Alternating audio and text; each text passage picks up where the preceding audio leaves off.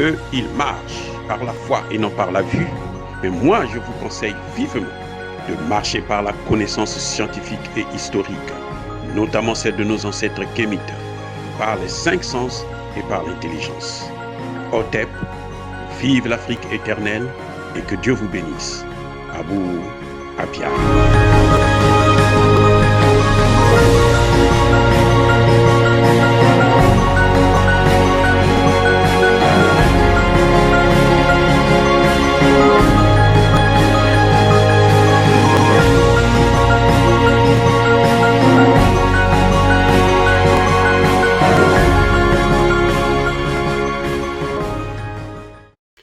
Hotep à tous, bienvenue sur la chaîne des panafricanistes par essence, par conviction et par excellence.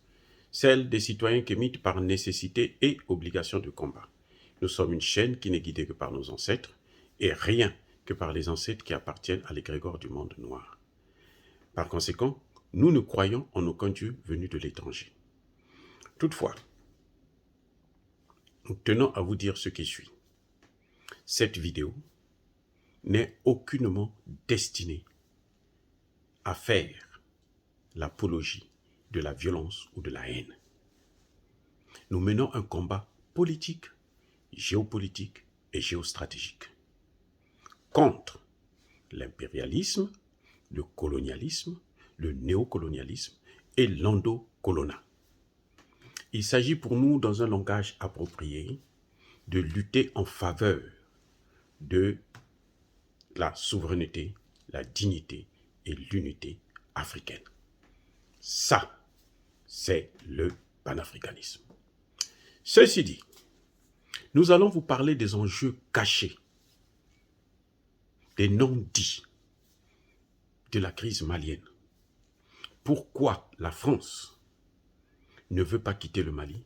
Pourquoi la France veut occuper le Mali?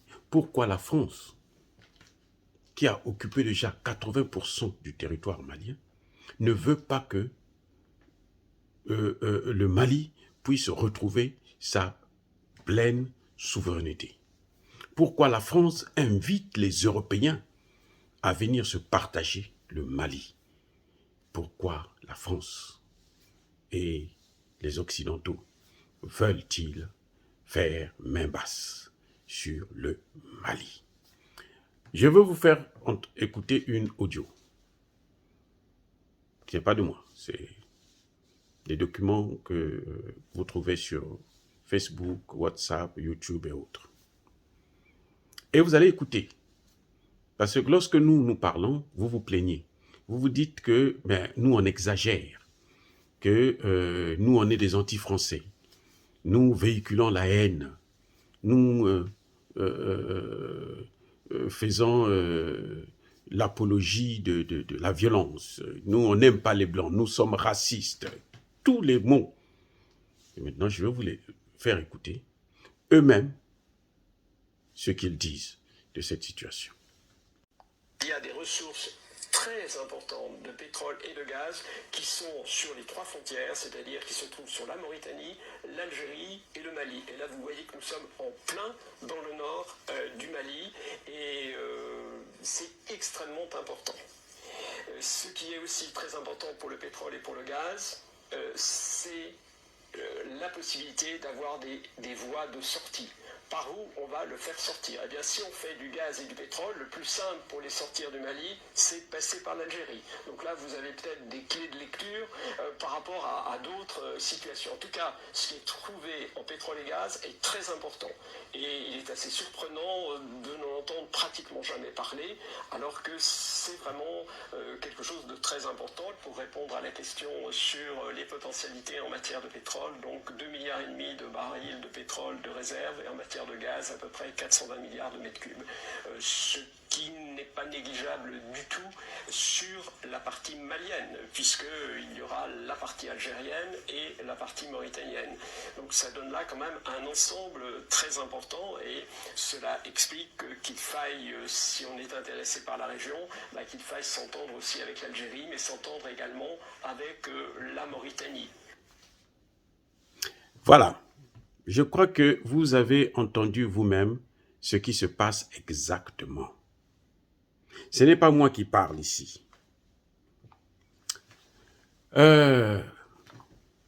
Vous avez vu que dans cette crise, toutes tendances confondues au niveau de la France, la position est la même.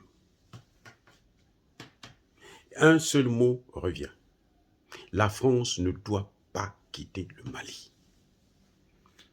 Le Parlement français, l'Assemblée nationale, le Sénat, ils disent que la France ne doit pas quitter le Mali.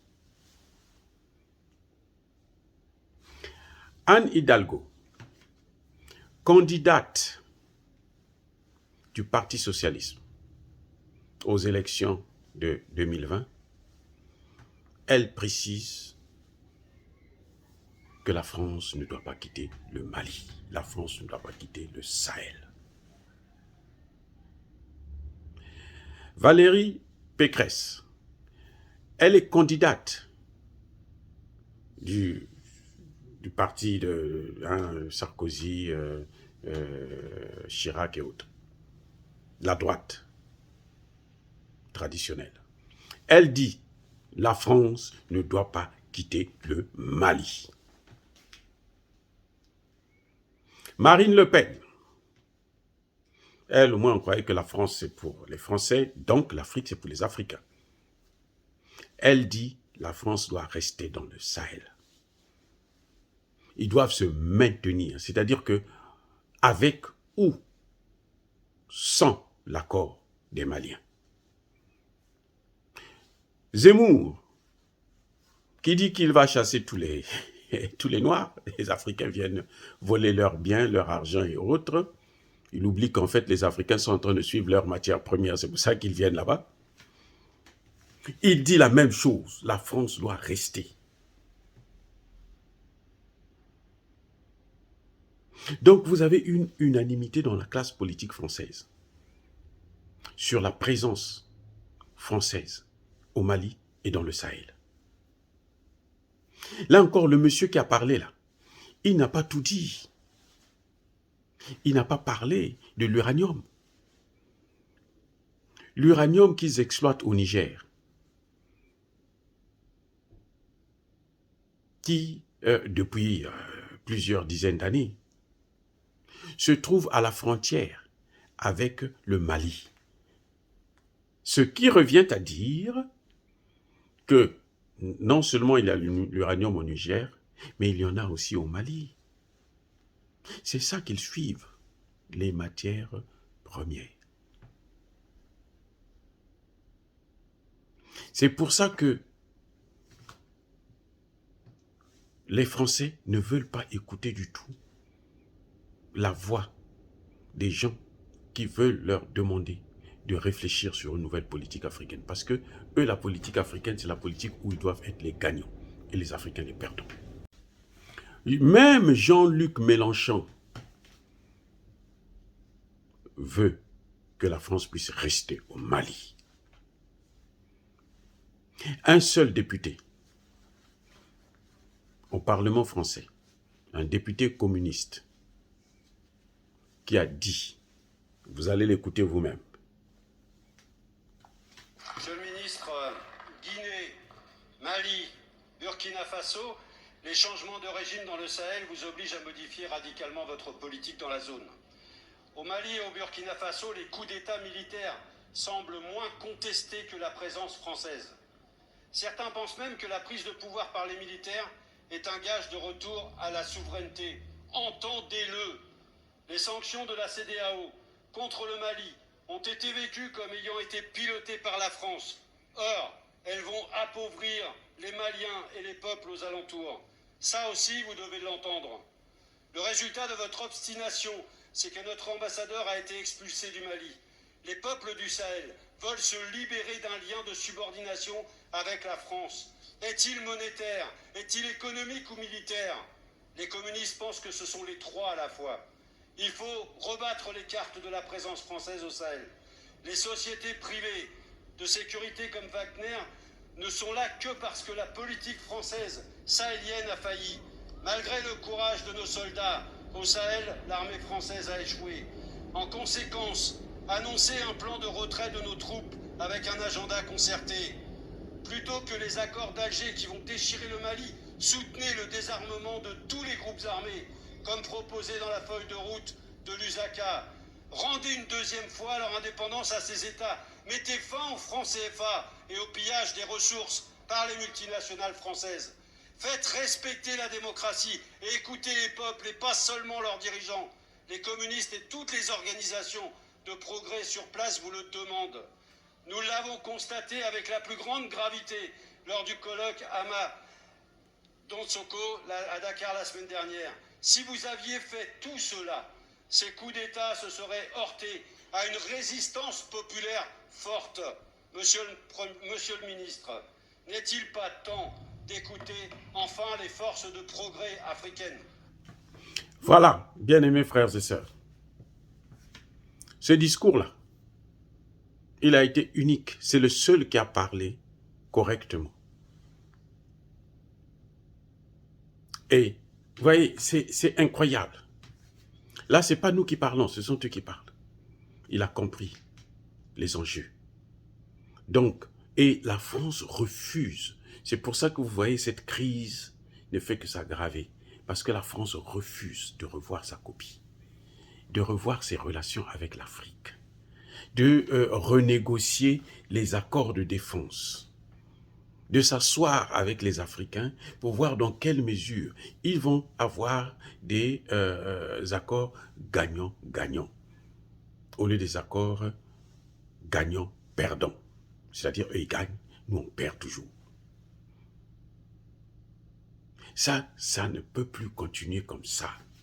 Voilà le nœud du problème. Nous avons toujours critiqué le franc CFA. Voilà qu'eux-mêmes, ils le disent. Mais les autorités françaises, le président français, le Premier ministre, le ministre des Affaires étrangères, le ministre ou la ministre de la Défense, tous, ils veulent avoir nos biens sans nous les Africains. Ils sont prêts à tuer tout le monde pour avoir ces biens-là. Voilà le nœud. Voilà l'essentiel du problème. Quand nous en parle, vous croyez que nous sommes racistes. Non, ça n'a rien à voir avec le racisme. C'est le réalisme politique. Ce sont des faits que nous voyons, que nous relatons. Nous faisons des analyses, nous comprenons et on vous explique afin que, ensemble, nous puissions être sur la même longueur d'onde. Ces gens, ces Français, ne veulent pas notre développement.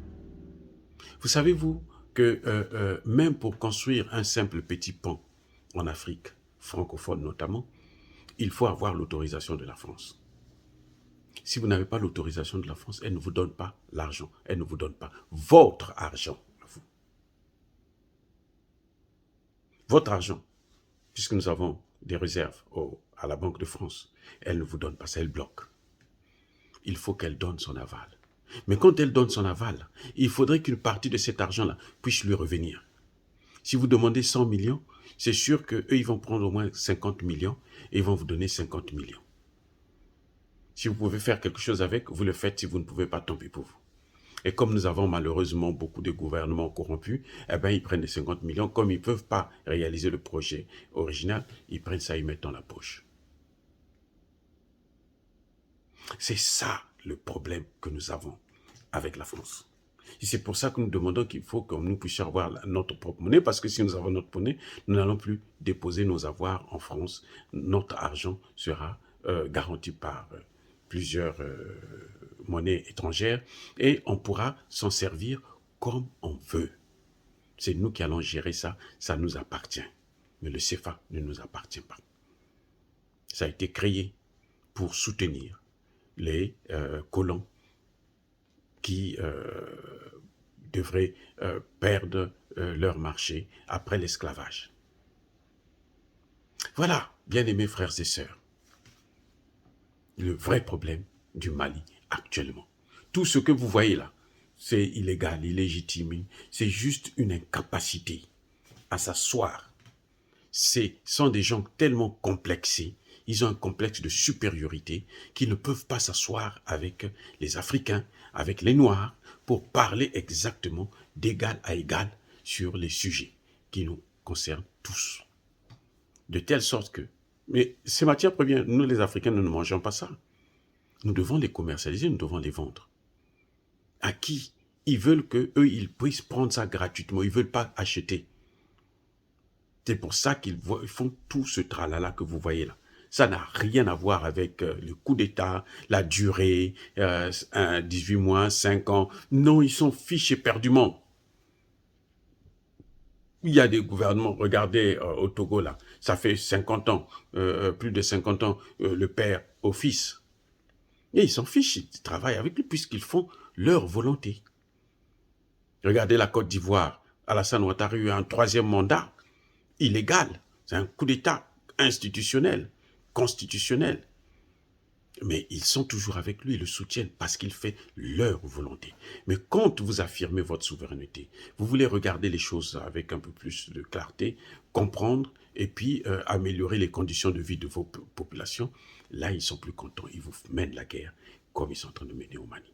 Dire ça, c'est inciter à la violence? Non. Ou à la haine? Non. Ça, c'était mon message d'aujourd'hui. J'ai dit.